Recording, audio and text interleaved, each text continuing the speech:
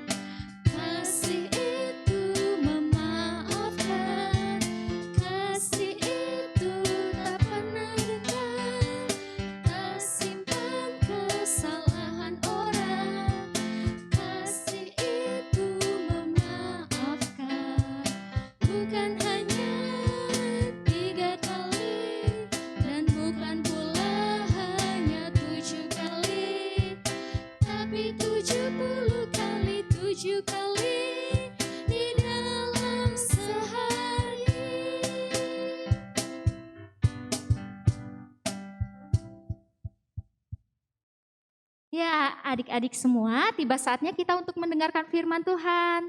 Nah, kita panggil dulu ya Kak Yansen untuk membawakan firman Tuhan. Kak Yansen, sini dong. Halo adik-adik semua, apa kabarnya hari ini? Pasti dahsyat dan luar biasa. Yes. Oke, terima kasih Kak Ayu dan Kak Cece yang sudah memimpin pujian. Saatnya adik-adik semua kita akan mendengarkan firman Tuhan hari ini. Kakak minta yang belum siapkan Alkitabnya, segera ambil Alkitabnya, kemudian duduk yang rapi karena kita akan berdoa dan kita akan membaca serta merenungkan firman Tuhan.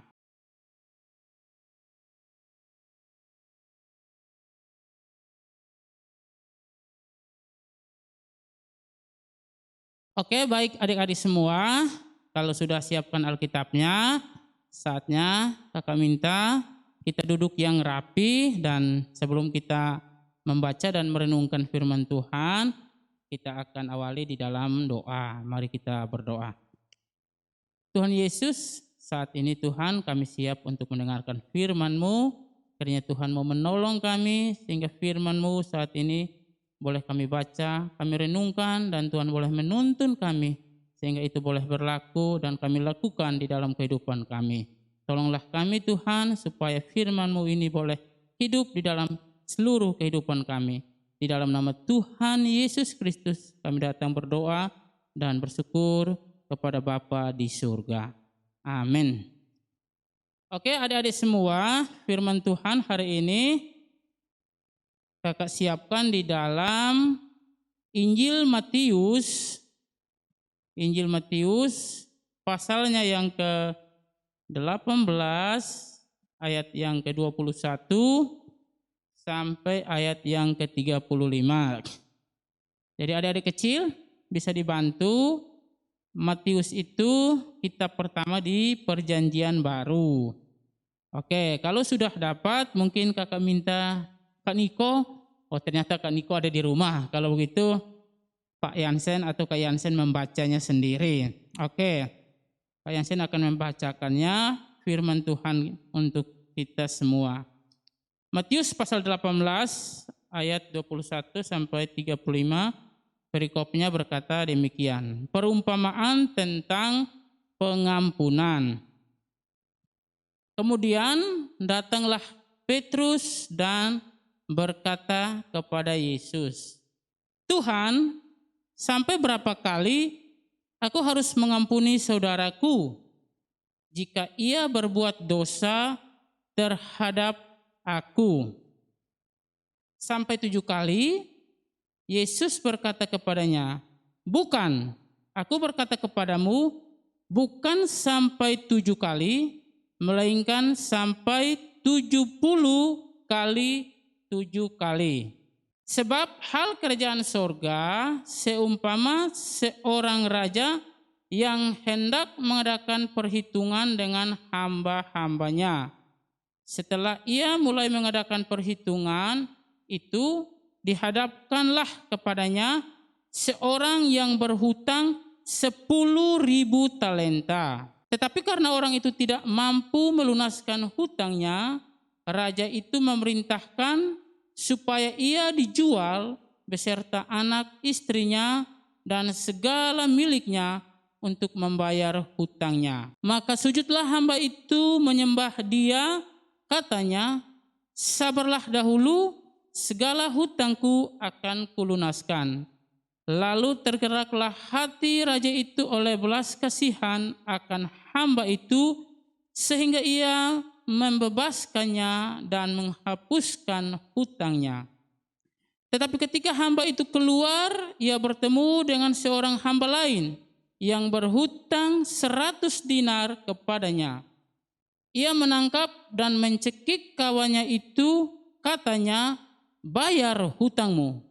Maka sujudlah kawannya itu dan memohon kepadanya, sabarlah dahulu, hutangku itu akan kulunaskan.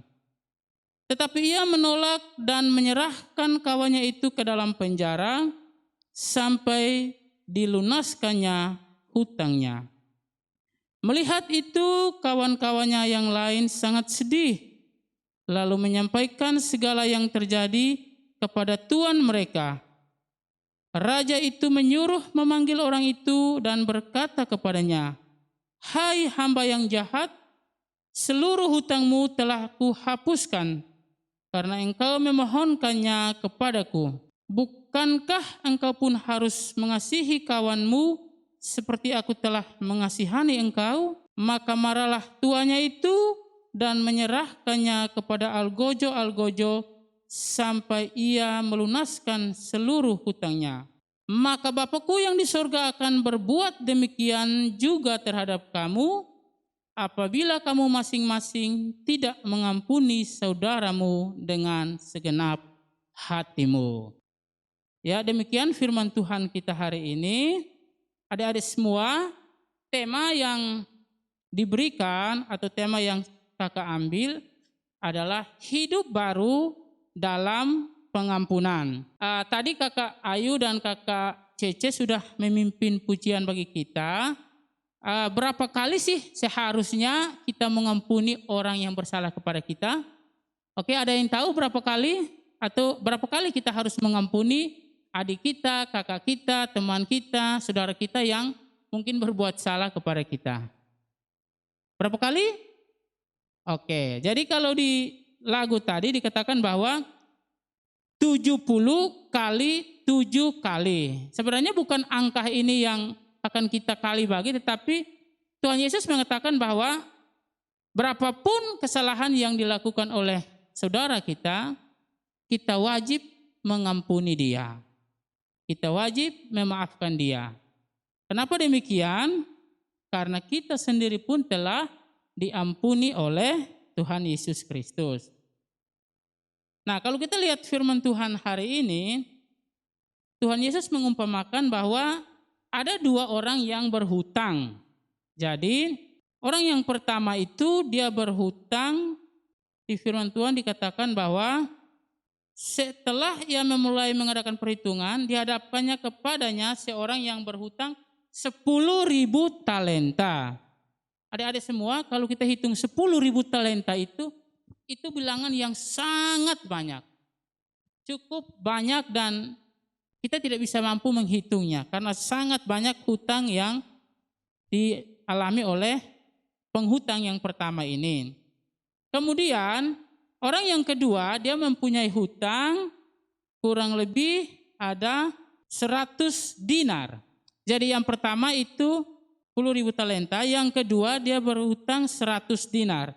Nah, kayak saya coba hitung di sini, kalau 1 dinar itu, kalau zaman dahulu di zaman Tuhan Yesus itu 1 dinar itu sama dengan upah 1 orang bekerja dalam sehari.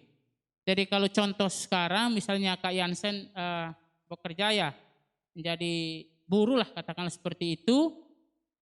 Sehari kalau dihitung itu dibayar dengan kalau dirupiahkan 125.000 rupiah. Jadi sehari itu misalnya Kak Yansen dibayar 125.000 rupiah, itu sama dengan 1 dinar pada zaman itu. Jadi 1 dinar itu sama dengan upah kerja 1 hari. Kalau kita hitung secara matematik, maka itu kurang lebih sekitar 125.000. Nah, kalau 1 talenta di kamus Alkitab, kayak yang saya coba baca itu, 1 talenta itu kurang lebih atau sama dengan 6.000 talenta. Bayangkan 6.000 talenta itu uang yang 1 talenta itu sama dengan 6.000 dinar. 6.000 dinar. Jadi kalau misalnya 6.000 itu dikali dengan kalau 1 dinar itu 125 itu kurang lebih sekitar 750 juta. Adik-adik, uang itu cukup sangat banyak itu. Sangat banyak uang itu, 750 juta itu banyak. Itu kalau kita hitung secara matematika. Kemudian orang yang pertama ini dia berhutang berapa? Berapa adik-adik? Ya 10.000 talenta. Kalau yang orang kedua itu dia berhutangnya itu 100 dinar, yang kedua dia berhutang itu 10.000 talenta. Kalau hitungan matematika itu kurang lebih sekitar 7,5 apa? 7,5 triliun. Banyak sekali uangnya itu dan luar biasa banyaknya. Sementara orang yang berhutang yang kedua itu dia berhutang 100 dinar, kalau dikalikan dengan upah sehari itu 125.000, maka kurang lebih adalah 12.500.000. Ini kita belajar matematika dulu sedikit ya. Tapi bukan angka-angka ini yang akan kita bahas, tetapi lebih daripada apa yang harus kita lakukan ketika orang berbuat salah kepada kita. Yang pertama, orang yang berhutang 10.000 talenta ini, yang kalau dirupiahkan itu uang, tetapi Tuhan atau raja itu menghapuskan hutangnya. Luar biasa atau tidak? Luar biasa, hutang yang begitu banyak dihapuskan karena Tuhan atau raja ini merasa kasihan kepada orang ini. Karena adanya belas kasihan maka dia melunaskan hutang-hutangnya. Kemudian dia sudah diampuni, hutang-hutangnya itu sudah dilunaskan, tetapi yang terjadi apa? Yang terjadi dia tidak berlaku sama kepada yang menghapuskan hutangnya itu. Karena dikatakan di Alkitab, ketika dia keluar, dia ketemu atau dia bertemu dengan kawannya lagi yang berhutang kepada dia itu 100 dinar. Jadi 100 dinar kalau seperti tadi kita sudah hitung itu kurang lebih 12.500.000 kalau kita rupiahkan sekarang ya.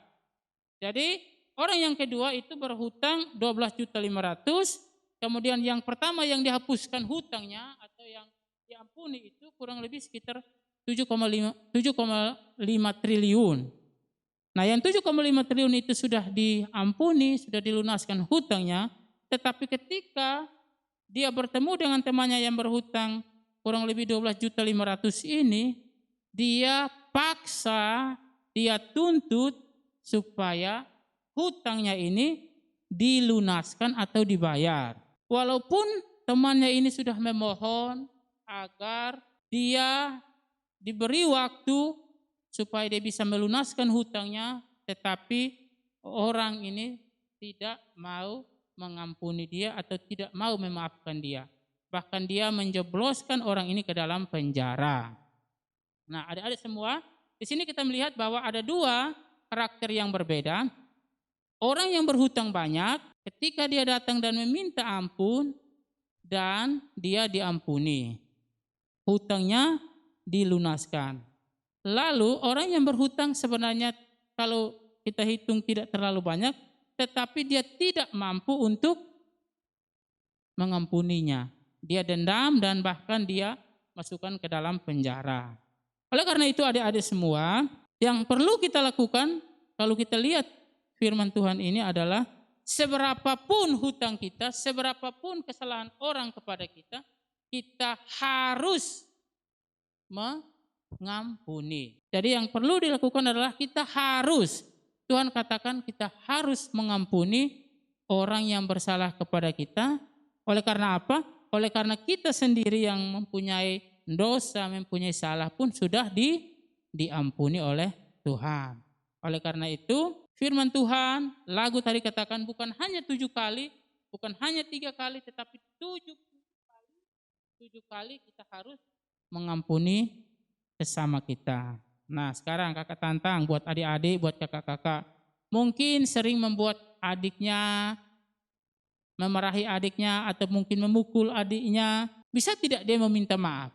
Seringkali kita merasa karena saya kakak, mungkin saya meminta maaf. Seperti itu. Tetapi mari mulai saat ini kita belajar untuk mau mengampuni, belajar untuk meminta maaf. Apalagi misalnya sekarang adik-adik sekolah online sudah jarang bertatap muka. Ketika ada tugas, mungkin ibu atau panggil, Niko tolong kerjakan tugasnya, atau Willy tolong kerjakan tugasnya. Apa yang kita lakukan? Seringkali kita katakan sabar dulu sampai harus orang tua itu berteriak-teriak, bahkan marah-marah dulu baru kita mau mengerjakan tugas kita. Padahal itu sebenarnya kewajiban kita. Tetapi seringkali kita lalai, kita menganggap remeh hal-hal seperti itu. Oleh karena itu kita harus belajar bahwa ketika Tuhan sudah mengampuni saya, ketika Tuhan sudah memaafkan saya pun harus berlaku kepada setiap orang yang berlaku atau melakukan kesalahan kepada saya. Tidak meminta bisa atau tidak, tetapi firman Tuhan katakan kita wajib dan kita harus mengampuni setiap orang yang bersalah kepada kita. Jadi kita pun berbuat salah kepada orang lain, Tuhan mengampuni kita, demikian pun ketika orang lain berbuat salah kepada kita, baik sengaja maupun tidak sengaja, kita wajib untuk mengampuni orang tersebut. Oke, itu firman Tuhan kita. Dan ayat hafalan kita untuk adik-adik di rumah, untuk dihafalkan, yaitu di dalam Matius pasal 18 ayat yang ke-33. Oke, kalau sudah lihat ditandai, kemudian mulai dibaca dan dihafal. Matius pasal 18, oke, Matius pasal 18 ayat yang ke-33. Bukankah engkau pun harus mengasihani? Bukankah engkau pun harus mengasihani kawanmu seperti aku telah mengasihani engkau? Matius pasal 18 ayat 33, bukankah engkau pun harus mengasihani kawanmu seperti aku telah mengasihani engkau? Oke, adik-adik silahkan dihafalkan, setelah itu direkam dan dikirim ke kakak-kakak di gereja melalui WhatsApp gereja. Oke, demikian firman Tuhan hari ini dari Kak Yansen. Kak Yansen berharap semua yang di rumah tetap sehat, tetap menjalankan protokol kesehatan supaya kita boleh terbebas dari COVID-19. Demikian firman Tuhan. Sampai jumpa.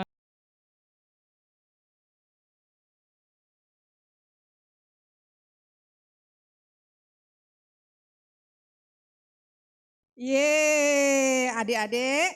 Nah, saat ini apalagi akan semakin lengkap, kita akan membuat kreativitas. Nah, udah siap ya? Yuk, asik ya. Ya, kita akan buat kreativitas. Yuk. Nah, kali ini kita akan membuat kreativitas apa ya adik-adik? Kreativitas yang akan kita buat adalah hiasan dinding. Bahan-bahannya beberapa kate es krim. Kira-kira 8 yang warna-warni bisa ya. Kemudian tali untuk bikin gantungan. Itu bisa tali, bisa pita. Kira-kira 50 sampai 60 cm sesuai keinginan adik-adik. Kemudian ada beberapa manik-manik untuk hiasannya yang nanti ditempel di kate es krimnya. Nah, kalau tidak ada manik-manik bisa dari kertas. Jadi kertas warna-warni. Kemudian lemnya kalau pakai semua bahannya kertas bisa lem kertas ya, tapi kalau untuk ada yang manik-manik bisa pakai lem uhu. Kemudian gunting. Nah, untuk pakai gunting harus ada yang dampingin ya adik-adik. Untuk yang kecil-kecil terutama hati-hati menggunakan guntingnya ya. Kemudian spidol. Spidol nanti untuk menulis di kate es krimnya. Dan juga siapkan adik-adik kata-kata dari Alkitab. Bisa ayat hafalan, bisa kata-kata yang lain dari Alkitab. Atau mungkin bisa juga nama dan tanggal lahir dari anggota keluarga kita. Nah, itu untuk bahan-bahannya.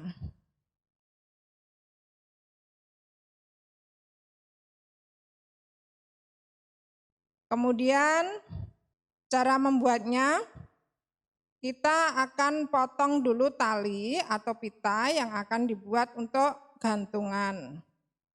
Nah, itu kira-kira 30 sampai kira-kira 50 sampai 60 cm. Nah, setelah digunting, kemudian kita taruh talinya, kita kasih lem di kate-nya, kemudian kita dipasang secara bersusun. Rangkap ya adik-adik, jadi depan sama belakang biar gantungannya tadi turun. Kemudian kita buat hiasan yang akan ditempel dari kertas ataupun manik-manik tadi.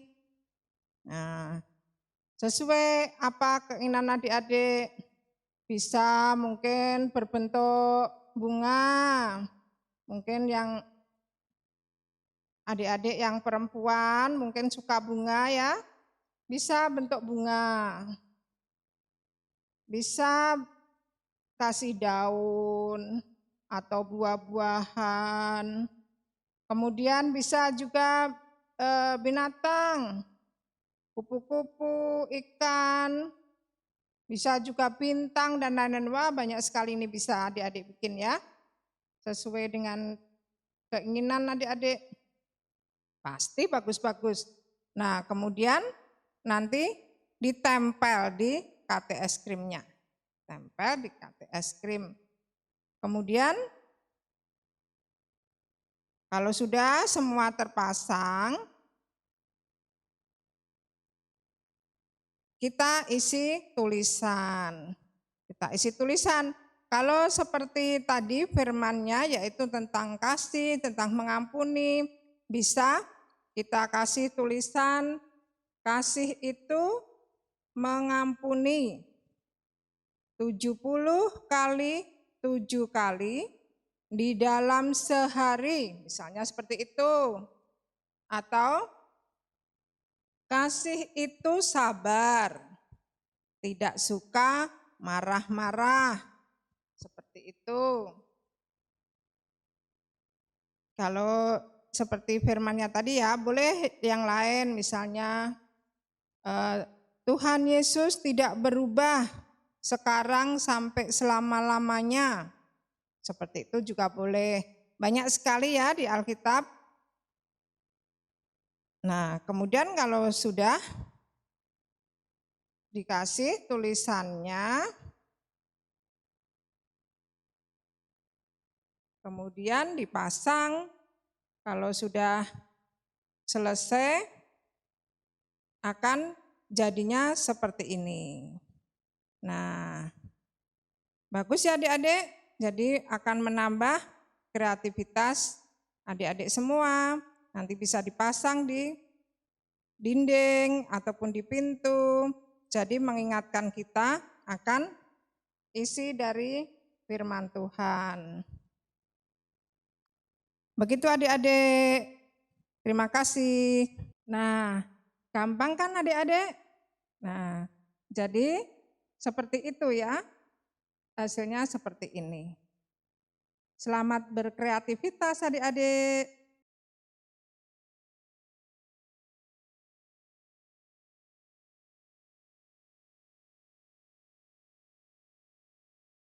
Terima kasih Kak Yansen. Nah, adik-adik mohon diingat ya untuk firman Tuhan yang tadi. Dan jangan diingat saja, tapi dilaksanakan juga dalam kehidupan sehari-hari. Nah, sekarang kita akan bawa persembahan. Adik-adik mohon untuk sediakan persembahannya. Dan kita angkat satu pujian yaitu bersyukur kepada Tuhan.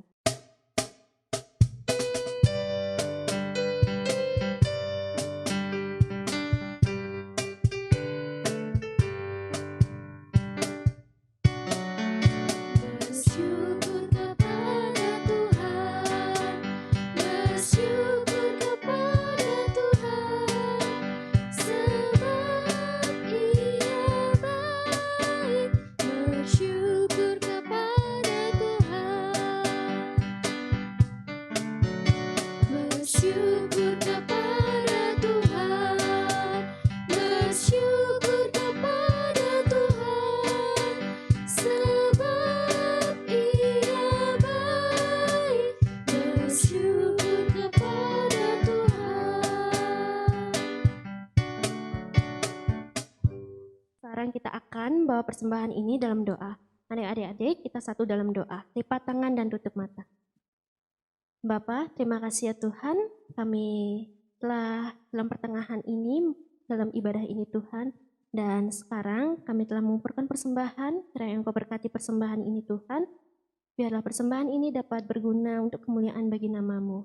Bapa, inilah doa kami, hanya di dalam nama Tuhan kami Yesus Kristus. Haleluya. Amin. Nah, adik-adik, sekarang kita telah di penghujung ibadah sekolah minggu. Gimana adik-adik, masih ceria kah? Wah, kayaknya sangat bersemangat lagi. Dan sekarang kita akan mengangkat satu pujian, yaitu Ada Satu Sobatku sebagai lagu terakhir untuk kita mengakhiri ibadah ini.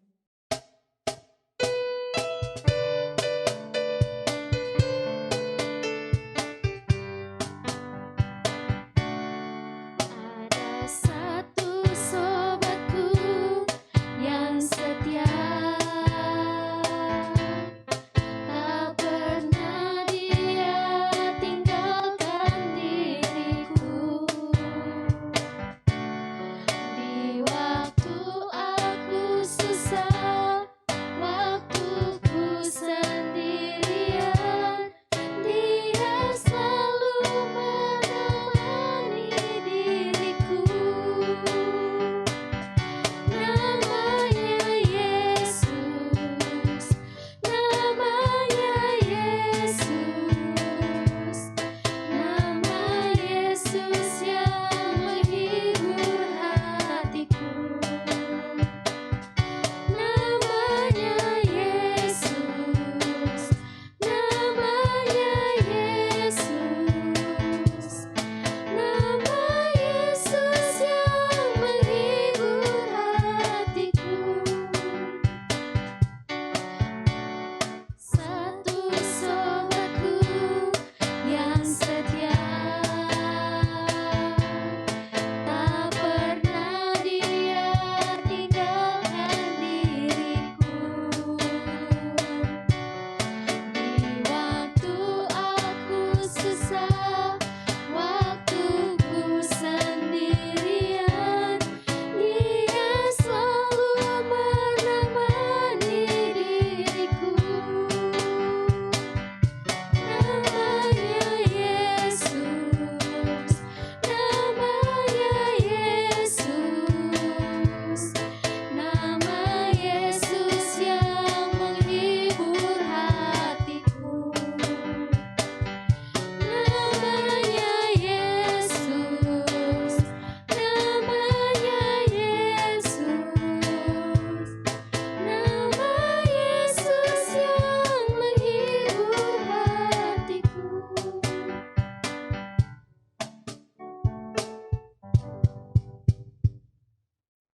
Baik, adik-adik, sekarang kita akan masuk dalam doa penutup.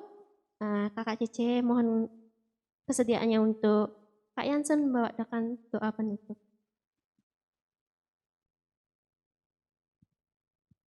Oke, adik-adik semua, saatnya kita akan mengakhiri ibadah sekolah minggu kita pada hari ini. Mari kita tenang dan kita menghampiri Tuhan di dalam doa. Kita berdoa.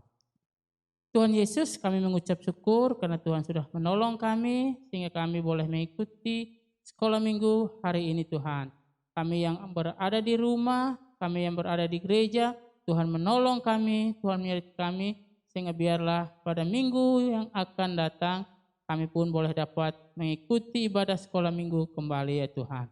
Tolong kami, lindungi kami seluruh hidup dan karya kami Bapa, sehingga biarlah apa yang kami lakukan senantiasa berkenan kepadamu. Di dalam nama Tuhan Yesus Kristus kami datang berdoa dan bersyukur kepada Bapa kami yang di surga. Amin. Oke, adik-adik semua, kembali kami kakak-kakak selalu mengingatkan agar adik-adik tetap melaksanakan prokes 3M, yaitu yang pertama apa, Kak Ayu? Memakai masker. Yang kedua apa, Kak Cece? Dan yang ketiga, menjaga Jarak. Sampai jumpa. Dah. Dadah.